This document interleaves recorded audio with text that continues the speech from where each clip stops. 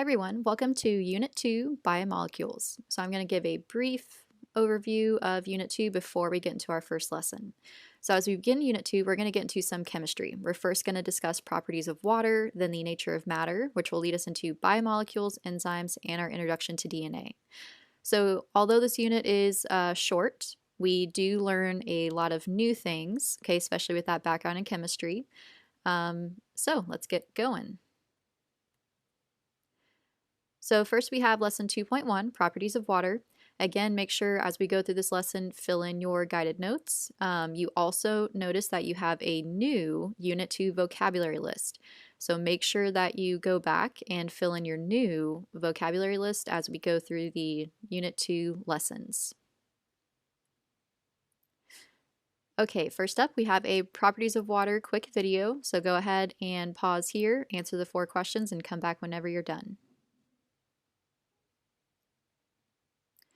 Okay, now that you've watched this video, you should have the 4 questions answered. And I also put a short article here about number 4. If you'd like to read more, it is optional. So first we're going to look at the water molecule itself. We know the formula is H2O, and water is what we call a polar molecule. So a water molecule is polar because there's an uneven distribution of electrons between the hydrogen atoms and oxygen atoms. The negative pole is near the oxygen atom, and the positive pole is near the hydrogen atom. A molecule in which the charges are unevenly distributed is called polar because the molecule is a bit like a magnet with 2 poles. The partial charges on a polar molecule are usually written in parentheses or with a partial sign, which is a delta, to show that they are weaker than charges on ions. So we're going to go into more details on bonding next class, but for now we're going to get down the concept of hydrogen bonding and why it's important in water. So we have what we call intramolecular and intermolecular forces. Intramolecular, as shown here, are the forces that hold the atoms together within a molecule.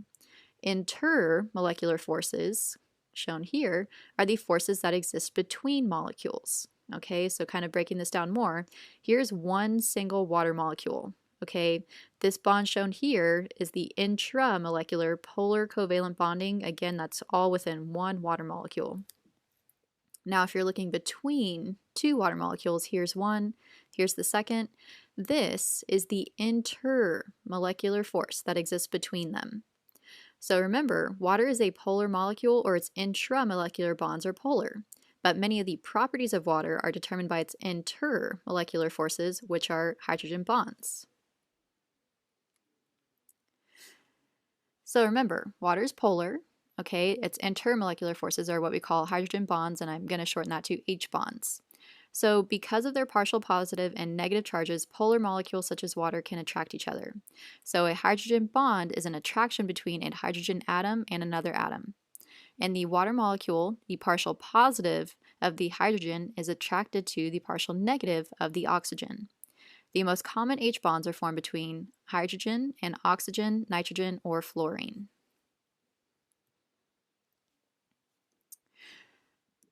So, because water is polar, it wants to form multiple H bonds, and that's going to account for many of water's special properties. Those include water tends to expand slightly upon freezing, making it less dense than liquid water.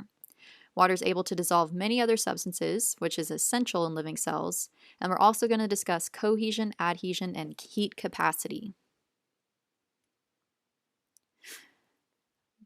So notice that you have a few vocabulary terms here.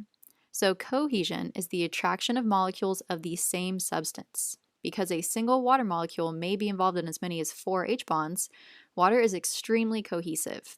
Cohesion is what causes water molecules to be drawn together, and that's why you see drops of water form on smooth surfaces. Cohesion also produces surface tension, or the tendency of water on the surface to resist an external force. Next, we have adhesion, which is the attraction between molecules of different substances. You've probably observed adhesion if you've ever seen water in a graduated cylinder or a glass. The water tends to stick to the sides of the cylinder, which is why you're asked to read the cylinder where the water dips slightly in the center, and this is also called the meniscus. Adhesion between the water and glass also causes water to rise in a narrow tube against the force of gravity, which if you remember from Unit 1 is called capillary action. And capillary action is the tendency of water to rise in a thin tube. Last, we have heat capacity. So water's heat capacity, or the amount of energy required to increase its temp, is relatively high due to the many relatively stable H bonds. This is why this allows large bodies of water, such as oceans and lakes, to absorb large amounts of heat with only small changes in temperature. This is vital for living organisms being protected from drastic temperature changes. And then at the cellular level, water absorbs the heat produced by cellular processes, and this regulates the temperature of the cell and helps maintain homeostasis. So here's a nice visual of how you can remember cohesion and adhesion. Cohesion causes the water to want to stick to itself, while adhesion causes water to want to stick to other substances.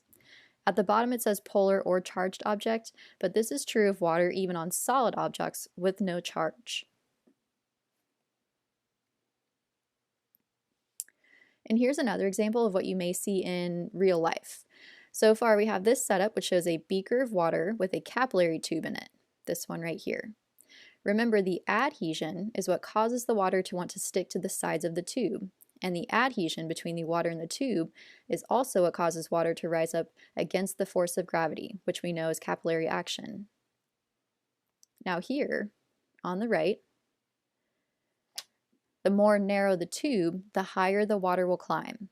So there's a big fancy equation that can help explain this, but the simple answer is in a thinner tube, the water will be affected by the surface area of the glass because it's exposed to more glass. And then here, this bottom photo is just another example of what was talked about on the last slide, how whenever you look at a graduated cylinder, you read the bottom portion here that dips, okay, also known as the meniscus. And then here are a couple other examples of what you may see in real life. The first one you may have done before, or you can try at home. If you start to drop water on a penny and count the number of drops it can hold, you may find yourself surprised, as many tend to underestimate the amount of drops a penny can hold. The adhesive forces are causing the water to stick to the penny surface, but the cohesive forces of water pulling in on itself is why you see that bubble form, and the water does not spill over the edge. The second one is also showing a cohesive force of nature, known as surface tension.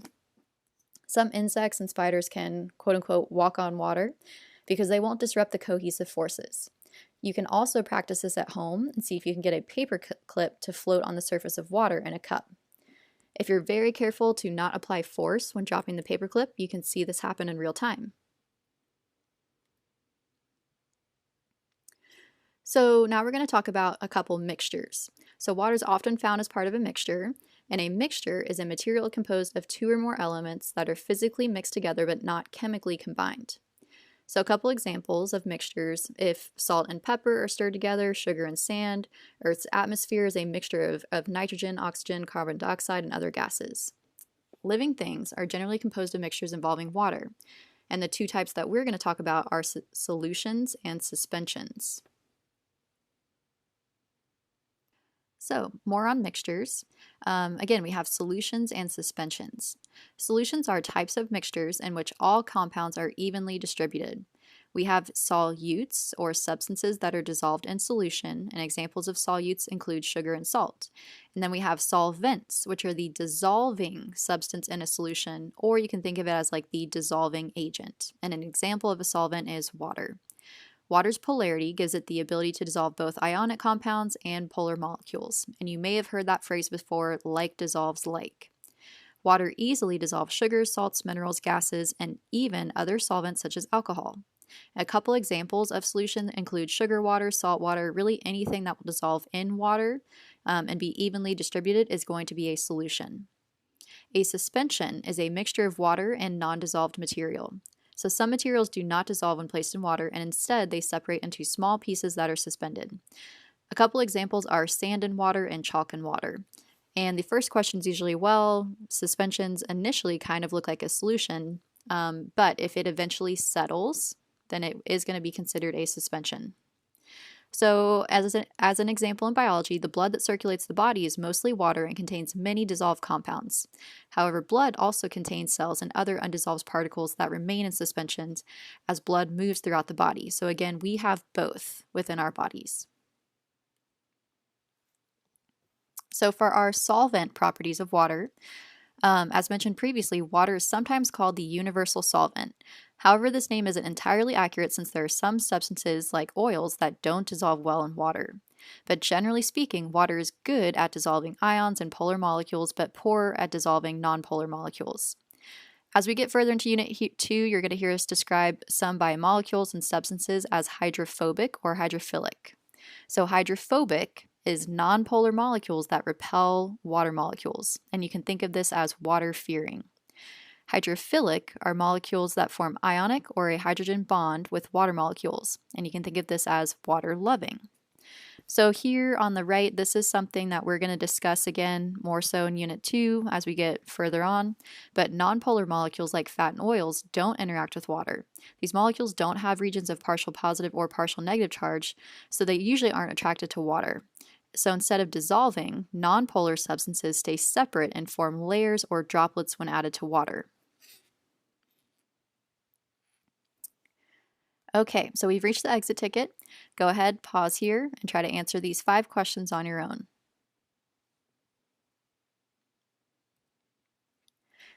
Okay, let's go ahead and check ourselves. So water is considered polar because there is an uneven distribution of electrons between the hydrogen atoms and oxygen atoms. The type of intermolecular bonding that water exhibits is hydrogen bonding.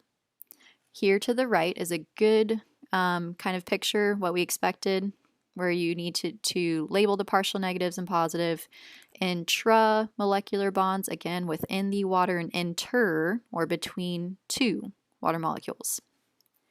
Number 4, a paperclip is able to float on the surface of water.